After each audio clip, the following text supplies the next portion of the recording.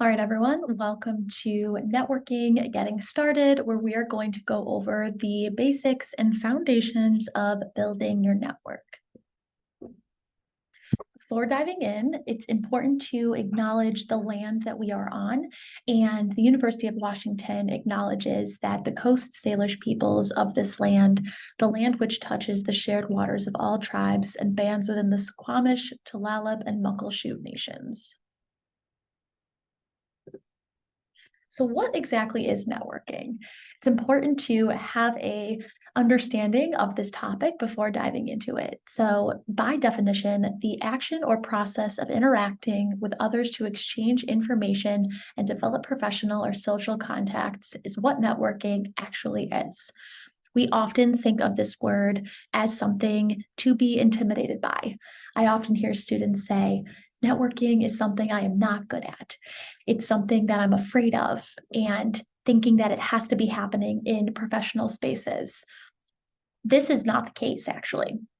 And we're going to be going into how you actually are networking all the time. And these networks, whether they're happening in person or online, are all centered on the connections that you are building with people who can help be an influential player in learning about a major or an industry that you want to join. Developing relationships with individuals who can offer conversations and insights for how to be successful while pursuing a certain degree or a certain profession.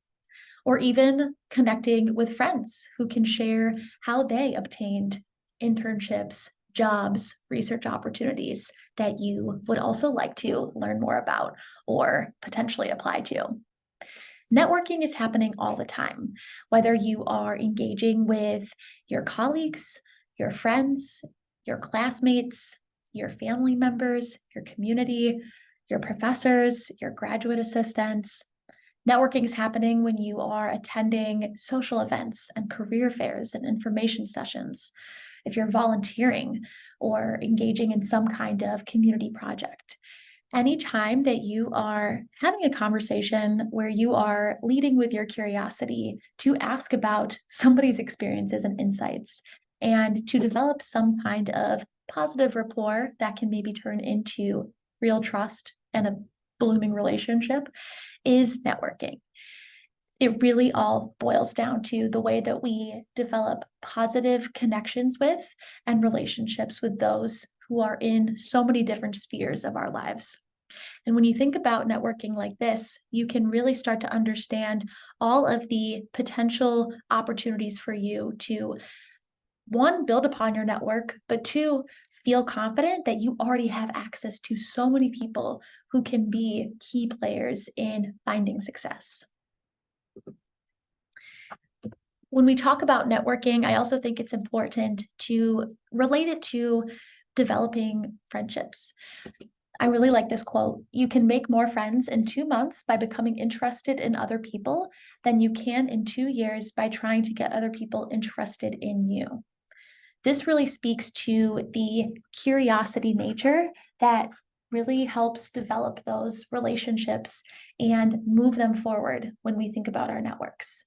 And just leaning into that curiosity and sincerely wanting to get to know a person's experiences and their strengths and their skills that got them to where they're at is what makes people even more wanting to help you out with getting that next opportunity. So I'd like you to pause this presentation, especially for those who might be wondering who possibly is in their own network. And I'd like you to make a list of people who already are in your network.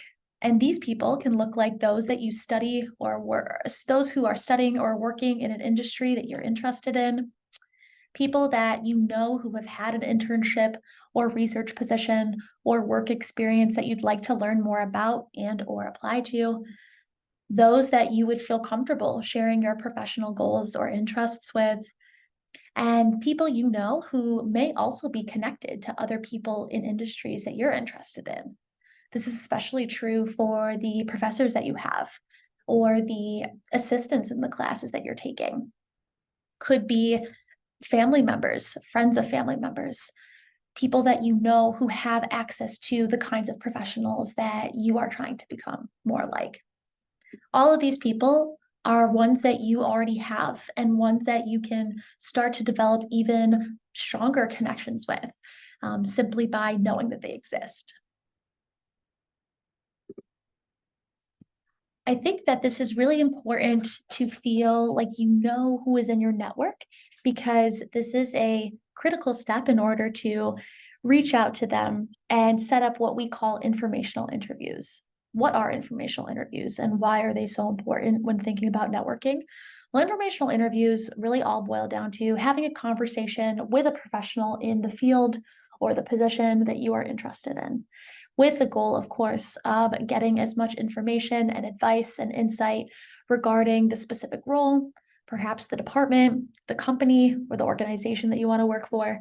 Even if you are considering switching majors and industries completely, it's important to have those conversations with people who have done it before or are currently on that path, so that you can determine if this path is something that you too would be interested in, and one that is aligned with your interests and values. Informational interviews can happen with people who are already in your network, but also they can happen as a result of you initiating new networks. We'll go more into that, but how to really conduct an informational interview. Finding the people to interview, of course, and this is where it's connected to what we will go over, how to build your network. And this can be people within occupations you wish to pursue, companies you have an interest in, individuals who may share your identities. Next is preparing for the interview, and that would be making sure that you are researching on the person that you want to connect with, what they do currently, what their trajectory has looked like, what degrees they've got, who they've worked for in the past, if they've had any kind of internships, if they've published any kind of research, and making sure that you are bringing those up in conversation with them to let them know that you are respecting their time and know who they are. Really being ready to share your own strengths and interests and goals to ensure that you are making real use of your time and you are sharing parts of yourself with the person that you are conducting this informational interview with, so that they get to assess if they have the resources and connections to be able to help you in the way that you want to be helped. The next step would be conducting the interview itself. And so this really looks like asking those questions that only the person you're talking to could answer, ones that you couldn't just find online, really getting firsthand accounts of what it's like to be in the position that they're in and how to navigate it. It's definitely important to not ask for a job or an internship when you are first meeting with this person. I don't think that that is a fair request, and it's also quite a big ask to give to essentially maybe a stranger that you are not as familiar with yet and are just starting to develop a relationship with.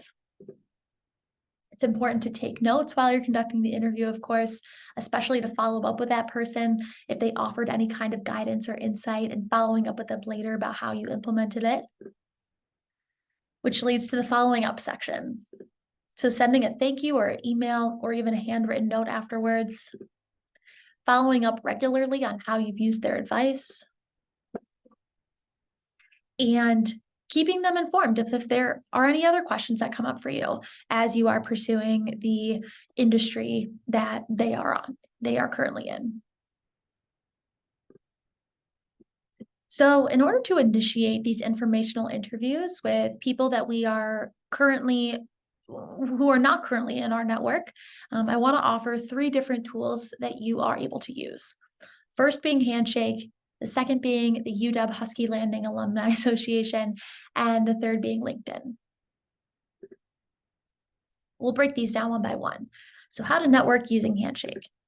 Well, Handshake's really great because there is an entire section on Handshake called the Discover Students section. That is on your profile page. It'll be on the left-hand side, and you can click the Discover Students section, and it'll come up to a page just like this, where you can then start filtering out Perhaps you're only wanting to find alumni from the University of Washington. Perhaps you're trying to find students who just go to UW currently, who are maybe seniors or juniors who maybe are studying the same thing that you are. You are able to search by major, and you will find a whole list of students who are in alignment with the kinds of filters that you are using. And if a student's profile you recognize has experiences that you would want to learn more about, you can feel free to message them directly through the Handshake app, and ask if they would be willing to meet with you so you can learn a little bit more about what their internship or job experiences look like, what their experiences at UW as a certain kind of major look like, what transitioning maybe from one major to another has entailed, things like that. You're also able to network with students and alumni at other schools outside of just the University of Washington, which is really cool. So the peer messaging and Handshake actually gives you templates that are pre-written, and you can click either one of these templates, anything from professional experience to interview advice, resume advice, education recommendations. You can use any of these categories when thinking about getting information on what it's like to work for a particular company, or asking advice for how to apply to certain graduate programs, or how to prepare for interviews you have with certain internships or other job opportunities. Once you've selected your category or topic, you'll then be able to customize the message to however you see fit. And once you're happy with it, you are able to hit send, and the person will hopefully respond. The other networking platforms include Husky Landing, which is from the Alumni Association. Husky Landing is great because it is all UW alumni, and it offers profiles of different UW alumni across all different kinds of professions and industries. So you are able to directly message these individuals. You're able to seek professional advice from them. You're able to participate in group discussions with fellow Huskies, find mentors, and explore different professional development resources. And lastly, we have LinkedIn. So it's important to make sure that your LinkedIn profile is completed to really give yourself the most opportunities to be seen by different recruiters who also might be reaching out to you to further network.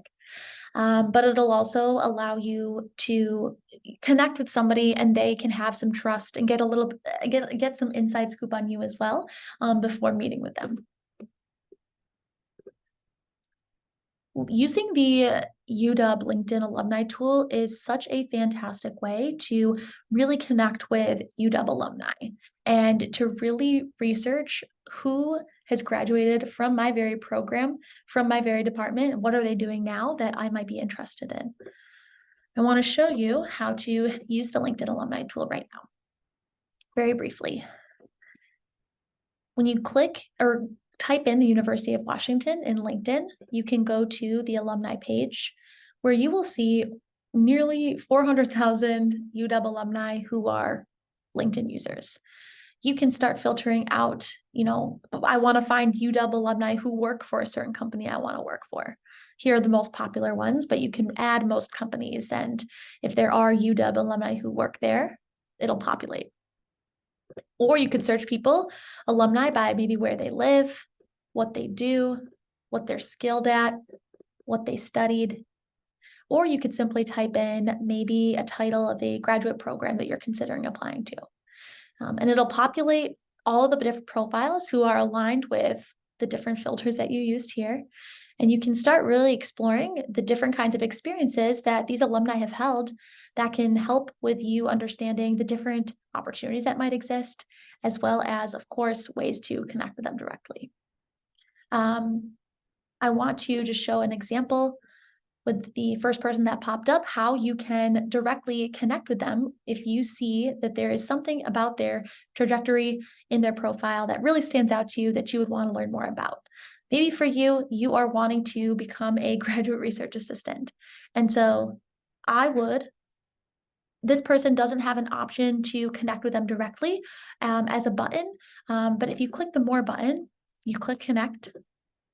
You can add a note. And this is where you have 300 characters to type a quick introductory message and really explain why you are reaching out to them.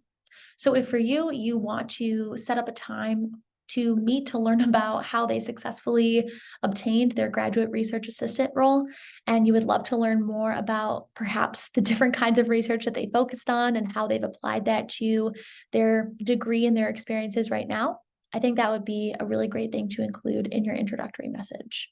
And so an example of a LinkedIn request note can be something like this. And this is for a different person, but with the 300 characters, you can introduce yourself really quickly, what really stood out to you from them, that the degree that they got is something that you're also working towards, for example, or the profession that they're in is currently your end goal, and that you would be so grateful if you would be willing to speak to me about how you created your successful path.